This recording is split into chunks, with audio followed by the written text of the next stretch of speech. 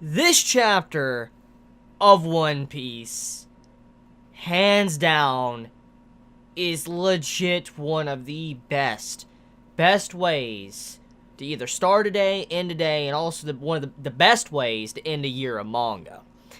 I didn't think we were going to actually have a chapter this week. I legit didn't. Because of how the holidays are, I honestly forgot that when it comes to the releases for us, we actually get chapters much earlier, even though Japan won't get them this week for the rest of the year. We technically will, since we get chapters many days earlier. So I was like, oh, so we got a chapter today. And I was very surprised. I honestly thought we were not going to get a chapter, and probably until around next week, maybe around Wednesday or Tuesday, we were probably going to get a chapter. I didn't think we'd legit get a chapter today on Thursday. So here I am.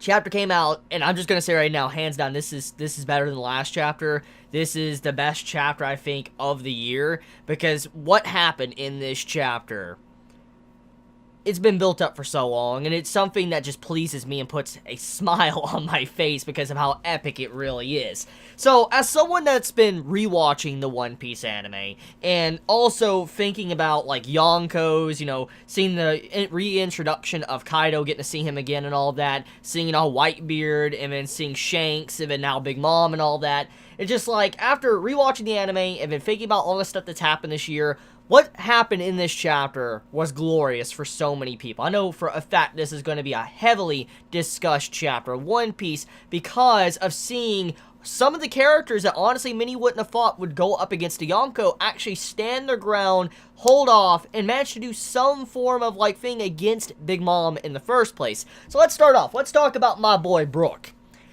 It was definitely the year of Brook. 2017... not Sanji. 2017 was the year of Brook, okay? It was the year of Brook for what he has done. Brook has got the poneglyph. He got the writing from it. This man fought Big Mom, the first to injure Big Mom. He cut the photo in half. And then now this man charges Big Mom, cuts Zeus in half, and then also even asks Big Mom, Miss, may I see your pantsu? And I'm like, are you serious right now? Of all things, I legit, when I saw that in this chapter, I had to just take a double take. I was like, whoa. Did I just see Brook ask Big Mom, aka a Yonko, that question? And I'm like, did this man just do that? Did this man just legit ask Big Mom that? I wouldn't think he would have actually asked that in the first place. I'm like, okay, Brook, you know what? I give you props for that because you managed to cut Zeus, but then on top of that, you managed to say something like that to a Yonko. That's praiseworthy. It legit is. And in a way, you could probably say that he actually did get to see Big Mom's pantsu because he did go right underneath her when he cut Zeus in half. So, think about it like that. Anyways, though, my boy Brook, he has been amazing this year. Absolutely amazing. Time and time again, he has proven that he is definitely not a fodder character amongst the Straw Hats. He's not a weak character. He is definitely insanely strong, and he is able to put up his own fight and all that and stall even Big Mom, which is a Yonko. So just to get right into it, this entire chapter, to summarize it, it is a portion of the Straw Hats versus Big Mom, and it's incredible, because even though they don't necessarily damage Big Mom, even though Zeus, discharged on Big Mom and all that, and Brook also cut Zeus in half, it really isn't actually damage, so to say, to Big Mom yet. I mean, Big Mom has showcased that she's very durable, very strong, and even in this chapter, she has shown that, and so, I don't think, even at this point, the Straw Hats probably had the potential to bring down a Yonko, but it's very, very apparent after this chapter that, at the very least, the Straw Hats are capable of stalling a Yonko. They're at the very least able to stall a Yonko to get somewhere else. That proves how powerful they've got, how much they have grown since the time skip. Especially Nami. I want to give praise to Nami real quick. Oh my god, I really love the combo with Nami and Brook in this chapter. And then also Chopper, what he did. And then don't even get me started on Jinbei and what Jinbei did. Oh my. You know what, let's talk about that. So Jinbei. Jinbei is the newest addition to the Straw Hat crew. He has officially joined the Straw Hat crew. And to be point blank, we all knew he was going to join for a while now. I mean, ever since Luffy offered and all that back at Fishman Islands, like, join my crew, you know, Jinbei was like, no, I can't right now. I will join. I'm honored you would ask me to join, but not right now. I gotta wait and all that. I gotta handle some stuff, but some personal stuff with Big Mom, and then I will join your crew. And after, you know, he said that, it's like, okay, so he is going to join. He will be the next member of the Straw Hat crew. Everybody was getting excited, hyped up. I was too, because ever since that point, we all wanted Jinbei to kind of join, but many were arguing that it wouldn't be possible for Jinbei to join because he's just so strong. He's so OP that, you know, a warlord joining the crew that was able to kind of stand up in the War of the Best with Luffy's crew, it would seem like it would kind of break Luffy's crew overall. And that's why many kind of tried to argue and say he might not join, but it was declared he would join, which was a really cool outcome and all that, and we're finally at that point to where he joined the crew. And ever since the Whitebeard War, he's been built up. We got to see his characterization, what type of person he was, how he helped Luffy out in times of struggle and need and all that, got him out of that slump to where Luffy just didn't know what to do, didn't know what he had, and Jinbei had to wake him up and remind him what he had left. He had his crew. And so Jinbei has had this amazing build-up for this very point, and he's definitely getting a lot of spotlight, especially in this chapter, showcasing what he's capable of and how he can even stand up to big monsters like Big Mom. Let's talk about that. So he managed to actually block Big Mom's attack. Then he was set flying, obviously, but he managed to block Big Mom's attack with his hockey and using some fisherman techniques. And then, once he was launched into the water, he managed to hit Big Mom and knock out the fire on her Prometheus. And then he managed to blow her away off balance into the middle of the air, which is just incredible. Jinbei being able to be capable of something like this, for him to be able to push Big Mom back, is an incredible feat. Because, I mean, let's think about Whitebeard, okay? Let's just take an example from Whitebeard. Whitebeard died standing up. That man legit died standing up, okay? And that man, he took blow after blow after blow after blow. He got hit in the chest twice by a Kainu. He had holes in him. Got stabbed multiple times. This man was riddled with holes and all that. But even then, he stood up and died. And we saw many times he was never really blown away. He was never really knocked that far back at all. We never saw Whitebeard really knock that far back. And so when you see Big Mom slightly getting pushed back off balance, you're like, whoa, Jinbei, that's insane. He is incredibly strong to be able to do that. That's an incredible feat, especially for Jinbei to push back a Yonko. But let's also talk about some things, though. Let's get into details about Big Mom. Her new design, love it.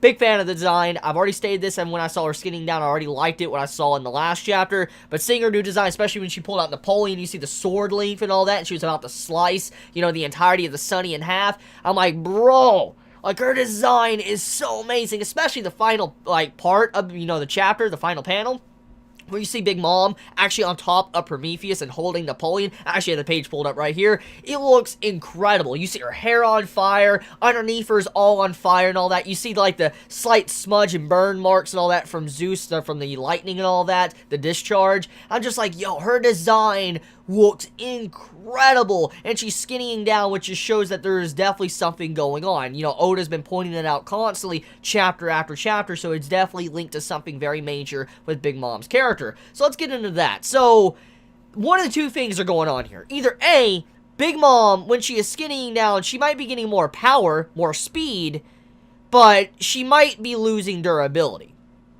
Let me explain.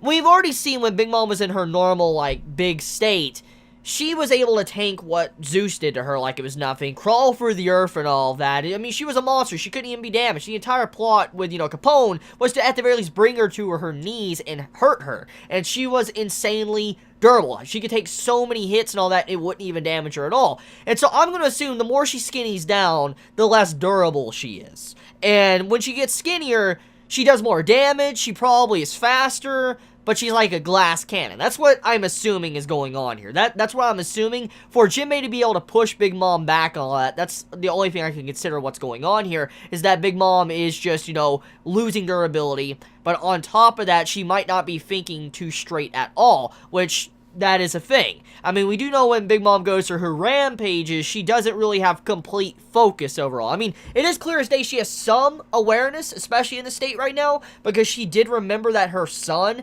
one of her older sons, basically is like, you know, she remembered that promise that, you know, she would take my life if the cake wasn't there on the Sunny-Go. So, it just shows that she is slightly aware.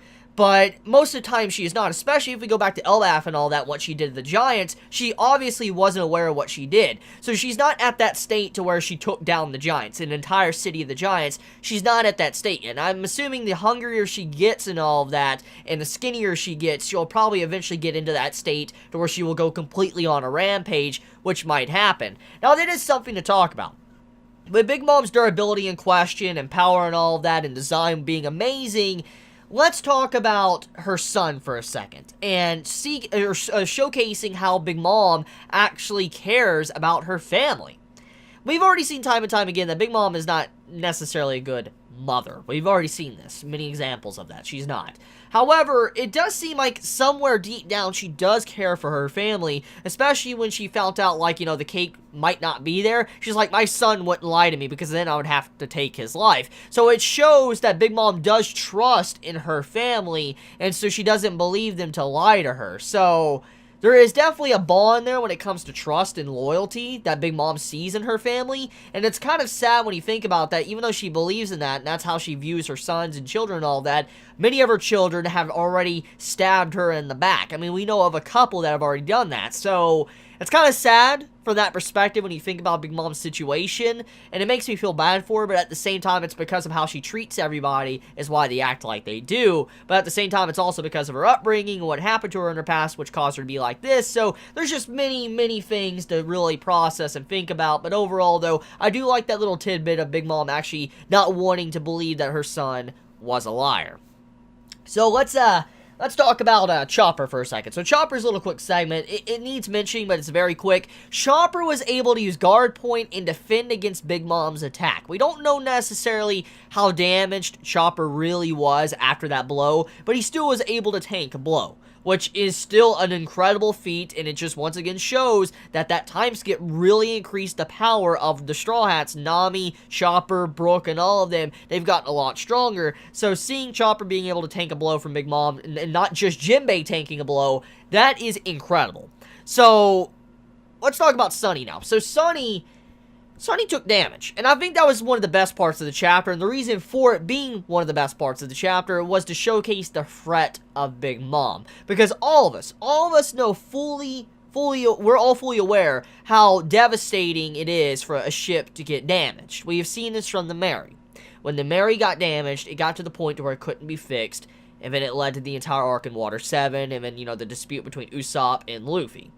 We know what happens when a ship gets too damaged. And Big Mom being a Yonko, it's scary enough. And her damaging the Sunny just shows how much of a threat she is, even being near the ship. If she's on that ship will not stand a chance. And so, as we know, that just puts it in jeopardy. Sunny is in jeopardy. There is threat right there. They need to get away from Big Mom.